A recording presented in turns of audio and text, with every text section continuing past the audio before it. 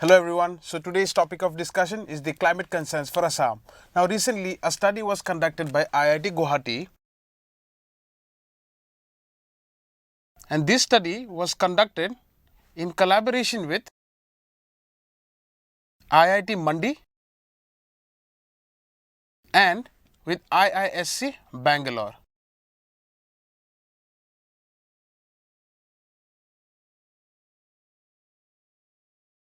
Fine. So this study was basically about the vulnerability of climate change for Assam or the Himalayan states. Now this study was conducted under Indian Himalayas Climate Adaptation Program. Fine. So the study was conducted which program? Under the program called Indian Himalayas Climate Adaptation Program, and this program in turn is under National Mission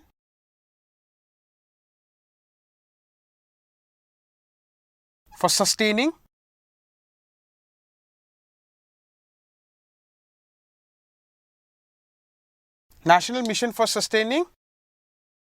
Himalayan Ecosystem.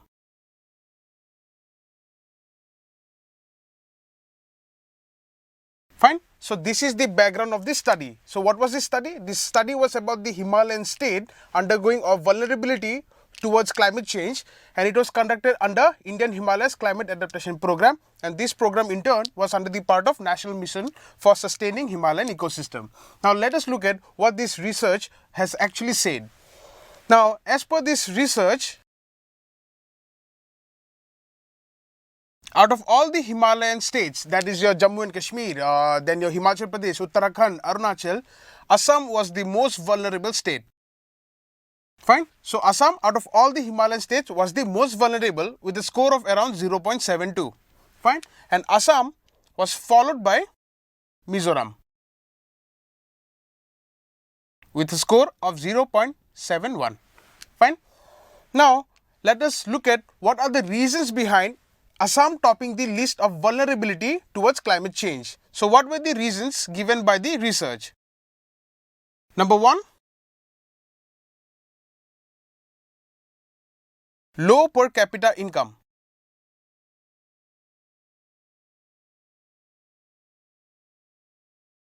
Second, agriculture sensitivity. Sensitivity here is basically talking about agriculture in India, or rather Assam, is sensitive to what? Temperature and rainfall. Now why this is so? This is because in Assam, most of the agriculture that is done is rain fed. That it is directly depending upon your monsoonal rainfall. Fine. Now why it is mostly relied on rainfall? Because in Assam, area or areas under irrigation is very less, or rather irrigation facility for the agricultural land in in Assam is very less. Fine. Then what was the third reason? Third reason is talking about your connectivity, or rather road connectivity. Now what is the problem with road connectivity in India? It is talking about both in terms of road quality as well as road density. Fine. The fourth reason that was given was lack of alternate source of livelihood.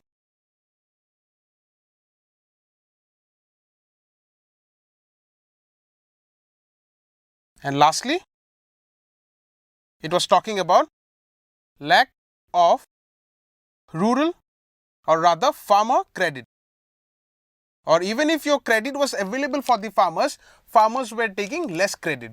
Fine. So lack of rural or farmers credit, both in terms of what it takes as well as in terms of its availability. Fine. So these were the reasons that were stated by the report. Now the report has also talked about the spatial distribution of vulnerability of the climate change, meaning it has also talked about the districts which are more vulnerable to the climate change of the districts that are present in Assam. So here let us talk about the spatial distribution. Now as per the report or the research that was conducted, districts like Gwalpara, Borpeta, Morigaon as well as Dhubri are the most vulnerable.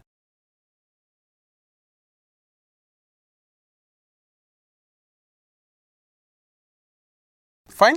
And on the other hand, districts like Tinsukia, Jorhat, Sivsagar, Dibrugarh are the least vulnerable.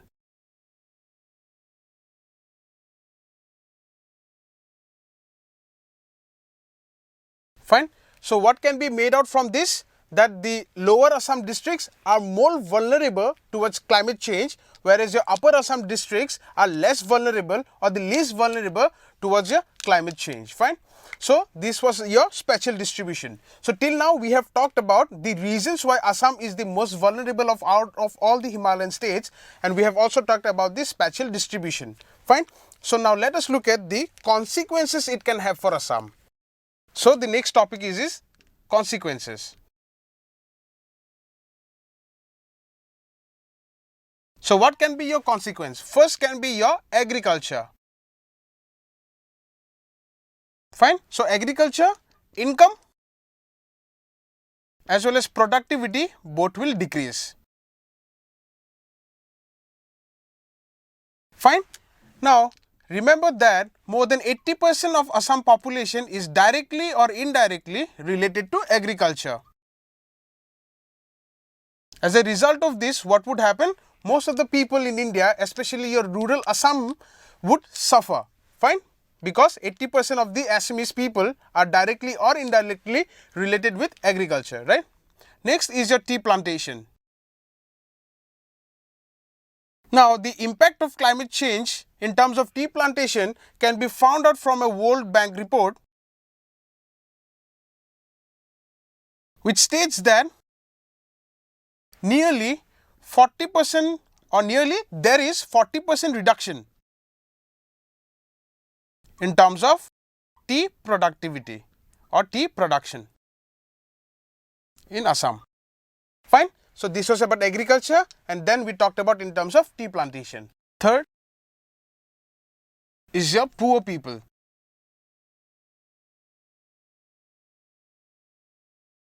Assam as a whole has a poor population or below poverty line population of 32% of total population of Assam. So 32% of the total population of Assam is below the poverty line. Fine.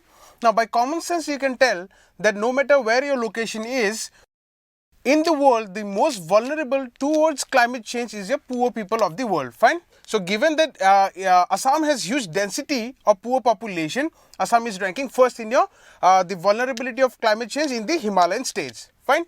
Fourthly, it is talking about your forced migration.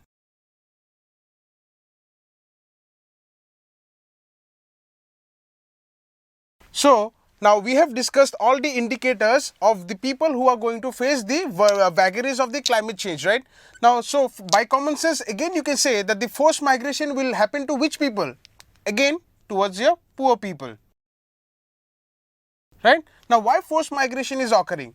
Take for example, 80% of the Assamese population is depending directly or indirectly on agriculture, right?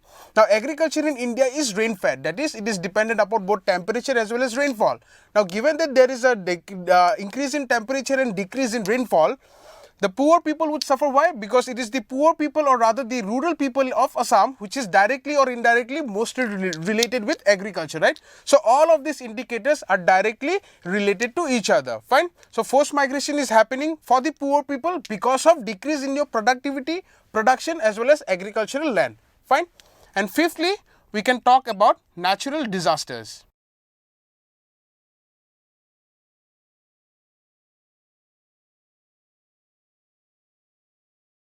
Now, natural disasters would include both floods as well as droughts. Fine. So, here the report is talking about floods and droughts both in terms of occurrence or cycles as well as increase in its severity. Fine. So, again, who is at loss? The people who are directly or indirectly related with agriculture, that is your poor people or the rural population of the Assam. Fine. So, these are your consequences of climate change. Now, in this background, the Assam government has come out with SAPCC. Now, what is this SAPCC? It is nothing but your state action plan for climate change. Fine. All the states in India have their own respective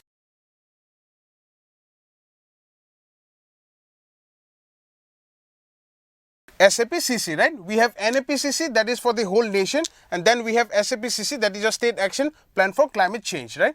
There is no S, there is just change. Now, what is this SAPCC is saying? Now, it has given certain solutions or remedies, or rather steps that needs to be taken to reverse the effect of climate change. Here, the remedies include number 1, rooftop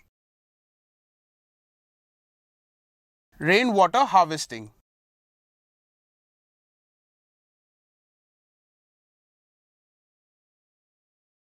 Second, it is talking about water resource management.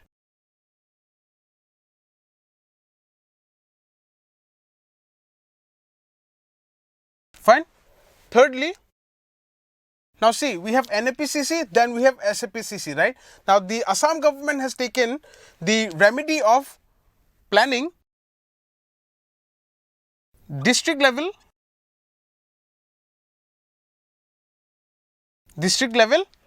climate change plan, or PCC. Fine. So, we have SAPCC as well as district level PCC. Fine. Next, we have to promote livestock farming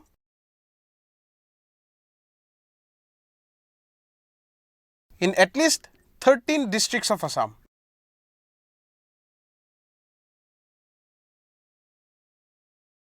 Fine. Then it is also talking about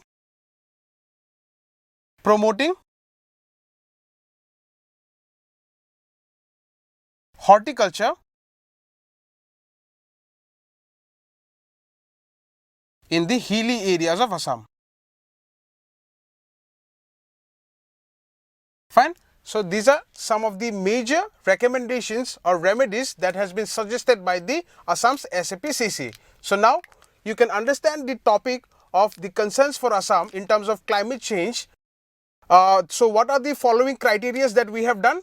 It is talking in terms of the report that has been published by the IIT Guwahati. Then it is talking about the reasons why Assam is topping the list of the Himalayan states. Then we have also dealt with the topic of its consequences and the recommendations or the remedies that has been provided by the Assam government's SAPCC. So, this is where your topic ends. Thank you.